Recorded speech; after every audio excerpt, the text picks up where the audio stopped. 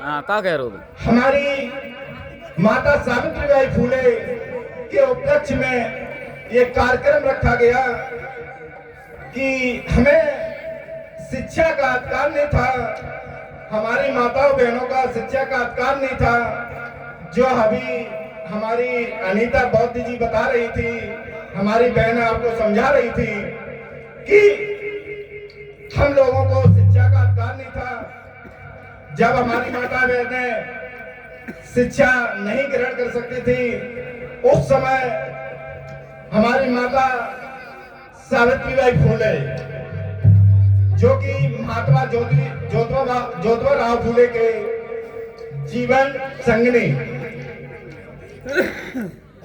महात्मा ज्योतिबा राव फूले ने बहुत संघर्ष किया, उनको शिक्षित किया, क्योंकि उनकी अल्प आयु मात्र 9 साल की थी जब शादी हुई थी।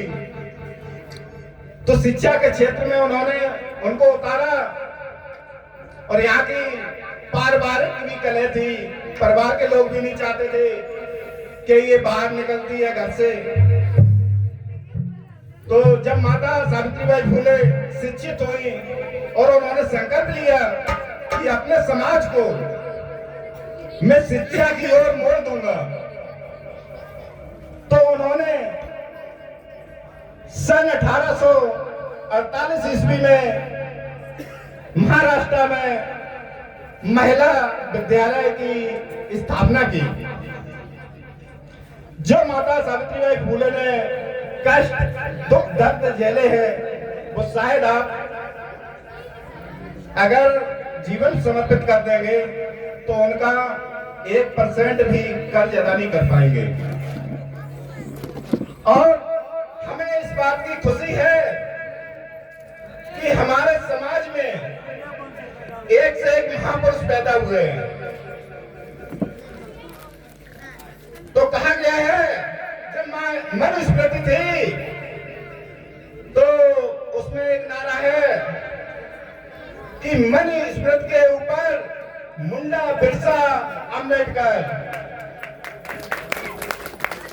और आपको अपने बच्चों को किस तरह पढ़ाना है और किस तरह लड़ाना है कि लड़ेंगे भीमा कोरे गांव की तरह, लड़ेंगे भीमा कोरे गांव की तरह और पढ़ेंगे भीमराव की तरह, पढ़ेंगे भीमराव की तरह। तो मेरे सम्मानित साथियों, मैं सिर्फ इतना कहना चाहता हूं कि मैं आपका भाई हूं, मैं किसी एक का भाई नहीं हूं, किसी एक माँ का बेटा नहीं हूं, अब मैं सभी का भाई हूं और सभी का बेटा हूं। तो इसलिए जो मैंने प्लेटफॉर्म तैयार किया है, और मैं विगत यहाँ पर कार्यक्रम करते रहते हैं, लेकिन कष्ट इस बात का होता है कि हमारे समाज में थोड़ा सा भी उसका असर नहीं हो रहा है, क्योंकि यहाँ के लोग समझते हैं कि एसडी सिंह चौधरी बस आम नागरिक है। आपके समझ हूं, एक बार आप लोग मेरे साथ चलिए, बाहर देखिए, आपके पास मोबाइल है, मोबाइल पे देखिए कि मैं क्या हूं। क्योंकि जो मैं अपने समाज के प्रति जो मैं कर रहा हूं और जीवन समर्पित जो मैंने कर दिया, संकल्प लिया है, आज हमारे पास भी 14 केस दर्ज हैं। और ऐसे नहीं है कि आम केस हो, और ये हमारे समाज के प्रति हम पर लगे हुए हैं, हमारे समाज पर लगे हुए हैं, हमारे जो टीम के कार्यकर्ता हैं उन पर लगे हुए हैं, और वो भी आप जैसे ही नागरिक हैं। तो आपको सपोर्ट करने की आवश्यकता है, खड़े होने की आवश्यकता है। आपसे हम भीख नहीं मांगते हैं पैसे की कि हमको पैसा चाहिए, आपका साथ चाहिए, और बस कब चाहिए? समय आने पर। और जितना आप समझ रहे हैं, गांव में रह के समय कुछ ठीक नहीं चल रहा है, समाज के प्रति हर जगह दबाया जा रहा है। माताओं बहनों के साथ जो हो रहा है, आप फोन पे देख सकते हैं उसको। तो अगर ये जो संकट चल रहे हैं अगर ना हो तो स्थिति क्या होगी? ये वही स्थिति होगी जो हजारों साल पहले थी। हमारे बाबा साहब करके गए हैं,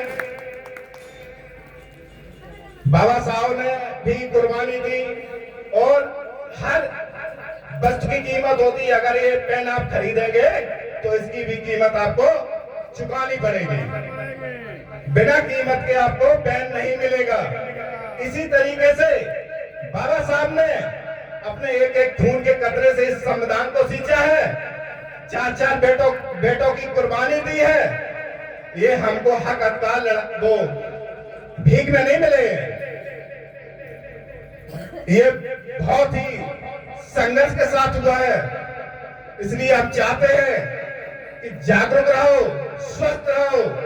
और शिक्षा वो शैली का दूध है जो पिएगा वो धारेगा, और जब पढ़ेगा तो अपने हक और अधिकार को पहचानेगा।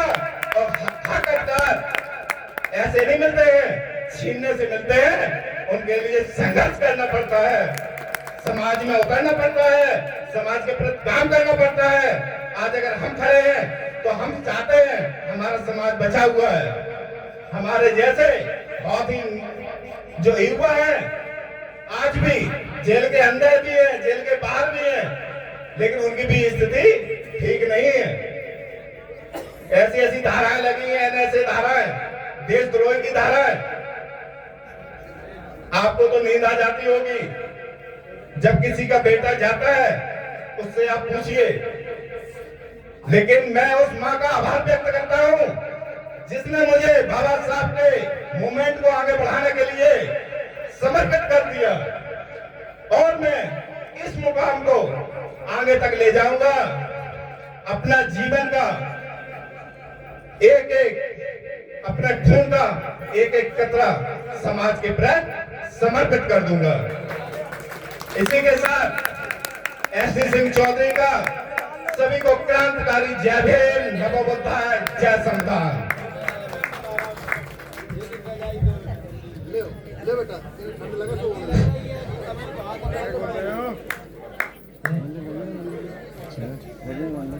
सामाजिक क्रांति के अग्रदूत महात्मा ज्योतिबा फुले